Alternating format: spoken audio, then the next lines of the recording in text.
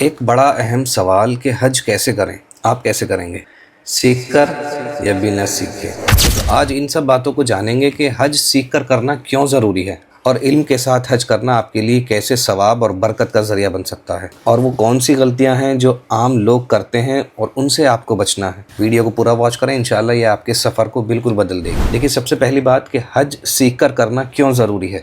اللہ تعالیٰ نے سورہ حج میں فرمایا وَأَذِّن فِي النَّاسِ بِالْحَجِّ، لوگوں میں اعلان کر دو کہ وہ حج کے لیے آئیں۔ لیکن پیارے نبی نے فرمایا من عمل عملا لیس علیہ امرنا فہو رد، جو کوئی ایسا عمل کرے جو ہمارے طریقے پر نہ ہو، اس عمل کو رد کر دیا جاتا ہے۔ تو اس بات سے کیا سیکھنے کو ملتا ہے؟ اللہ تو حج کی طرف بلا رہے ہیں، لیکن پیارے نبی کہہ رہے ہیں کہ آپ کو حج اس طریقے پر کرنا ہے جو طریقہ پیارے نبی کا ہے۔ اب وہ طریقہ ہم کیسے جانیں گے؟ سیکھ کر ہی جانیں گے۔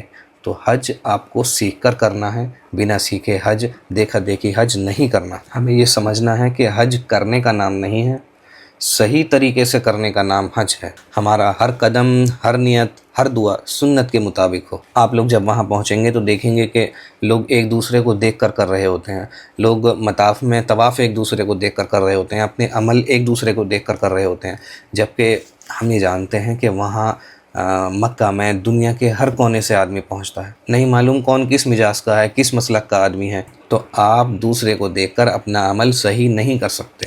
تو سب سے پہلے تو حج کی بنیادی جانکاری اور حج کی قسمیں، حج کتنے طریقے سے کیا جاتا ہے۔ دیکھیے، حج کی 3 قسمیں ہیں۔ سب سے پہلا تو حج افراد، جس میں صرف حج کی نیت کی جاتی ہے، اور دوسرا حج قران، جس میں حج اور عمرہ دونوں کی نیت کی جاتی ہے، اور تیسرا حج تمتع، جس میں پہلے عمرہ اور پھر حج۔ انڈیا پاکستان سے زیادہ تر لوگ حج تمتع ہی کرتے ہیں، اور جہاں تک میرا اندازہ ہے آپ لوگ بھی حج تمتع کرنے والے ہیں۔ احرام، نیت، میقات، حدود، ان سب کی جانکاری ہونا بہت زیادہ ضروری ہے۔ مثلا خوشبو لگا لینا، ناخن کاٹ لینا یا جھگڑا لڑائی کرنا، یہ سب چیزیں احرام کی حالت میں آنے کے بعد بالکل حرام ہیں۔ پھر بہت چھوٹی چھوٹی باتوں پہ ہمیں دم دینا پڑ جاتا ہے، ہم پہ دم واجب ہو جاتے ہیں۔ تو آپ کو ہر اس عمل سے بچنا ہے جو آپ پر دم واجب کرے۔ قدم بہ قدم حج کی منزلوں کو سمجھنا ہے، کیسے آپ کے حج کی شروعات ہوگی، کیسے آپ یہاں سے روانہ ہوں گے، مدینہ پہنچنے کے بعد کیا کرنا ہے، مکہ پہنچنے کے بعد کیا کرنا ہے۔ مختصر یہ کہ جو لوگ پہلے مدینہ جا رہے ہیں وہ پیارے نبی حضرت محمد مصطفیٰ صلی اللہ علیہ وسلم کے لیے ایک ذخیرہ تیار رکھیں گے درودوں کا، اور مدینہ پہنچنے کے بعد پیارے نبی کے روضے پر سلام پیش کریں گے۔ پھر اس کے بعد کے عمل آپ کے کیا ہوں گے؟ جو مکہ پہنچنے والے ہیں وہ پہلے مکہ پہنچ کر عمرہ کریں گے، کعبے کا طواف کریں گے، صفا مروہ کی صحیح کریں گے، اس کے بعد حلق کرائیں گے۔ لیکن مسئلہ یہ ہے کہ یہ عمل ہمارے سنت کے مطابق کیسے ہوں۔ ہر دعا کو سمجھ کر پڑھنا، صرف زبان سے نہیں بلکہ وہ آپ کے دل میں اترے۔ مینا میں پہنچنا، وہاں جا کے دعائیں کرنا، نمازیں پڑھنا، ذکر میں، عبادتوں میں مشغول رہنا، اور عرفات کا دن آپ کے سفر کا سب سے اہم دن، اور پیارے نبی نے تو فرمایا الحج عرفہ، عرفات ہی حج ہے۔ تو جب آپ کو اس کی اہمیت معلوم ہوگی، آپ سیکھ کر کریں گے تو وہاں کرنے کا طریقہ ہی آپ کا بدل جائے گا۔ عرفات میں پہنچ کر آپ خوب دعائیں کریں، گناہوں کی معافی مانگیں اور دوسروں کو معاف کریں۔ مزدلفہ اور مینا کی راتوں میں سادگی سے کام لیں، اخلاص سے کام لیں اور صبر دکھائیں۔ جمرات، رمی، قربانی، حلق، یہ سب کام بہت ہی سکون کے ساتھ کریں، جلد بازی نہ کریں، صبر دکھائیں، اطمینانی سے کریں۔ عام غلطیاں جو اکثر لوگ کرتے ہیں لیکن ان سے آپ کو بچنا ہے۔ آپ وہاں دیکھیں گے کہ ہر آدمی فون نکال کے فوٹو کھینچنے میں لگا ہوا ہے، فون چلا رہا ہے۔ میں فون چلانے کے لیے آپ سے منع نہیں کر رہا ہوں، بالکل آپ فون چلائیے، لیکن ضرورت سے۔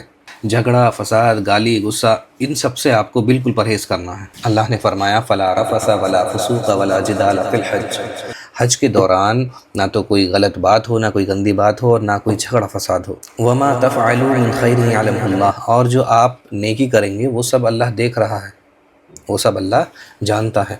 تو جب آپ یہ سمجھ لیں گے کہ میں جو بھی نیکی کر رہا ہوں اللہ اسے خود دیکھ رہے ہیں، اللہ سب جانتے ہیں، تو پھر آپ کا کرنے کا عمل، آپ کا کرنے کا طریقہ بدل جائے گا۔ تو ہر کام میں اطمینان، صبر ضروری ہے، مسائلوں کا جاننا بہت ضروری ہے۔ احرام کی حالت میں آپ ہیں اور آپ کے احرام میں آپ نے خوشبو لگا لی، تو خوشبو لگانے کے بعد اب آپ کو کیا کرنا ہے؟ یا آپ کعبے کا طواف کر رہے ہیں اور طواف کے دوران آپ کا وضو ٹوٹ گیا، تو اب آپ کو کیا کرنا ہے؟ آپ مطاف سے باہر نکلیں گے یا وہیں سے شروع کر لیں گے؟ یا مثلا آپ کے دو طواف ہو گئے، طواف کے 2 چکر ہو گئے، 3 چکر ہو گئے، تو اب آپ وضو کر کے آئیں گے تو دوبارہ سے شروع کریں گے یا تیسرے کے بعد چوتھا چکر شروع کر لیں گے؟ یہ بہت باریک مسئلے ہیں جو آپ کو سیکھنا بہت زیادہ ضروری ہے۔ देखिए, मैं आपको हज सीखने पर इतनी तवज्जो क्यों दिला रहा हूँ। प्यारे नबी ने फरमाया, अल हज्जुल मबरूर लैसा लह जज़ाउ इलल जन्नह, मकबूल हज का बदला सिर्फ जन्नत है। तो कौन नहीं चाहेगा कि उसका हज मकबूल हो। और मकबूल हज की निशानियाँ क्या हैं? मकबूल हज की निशानी ये है कि आपके दिल में नरमी पैदा हो जाए। जब आप वहाँ से लौट कर आएँ तो आपका दिल, आपका जहन गुनाहों की तरफ ना जाए, नमाज और कुरान से आपकी लगन हो जाए। और यही असल मकसद है, तब्दीली और सुधार। दोस्तों, अगर आप हज को जाने वाले हैं या आगे जाने का इरादा रखते हैं तो आज से ही हज सीखना शुरू कर दें।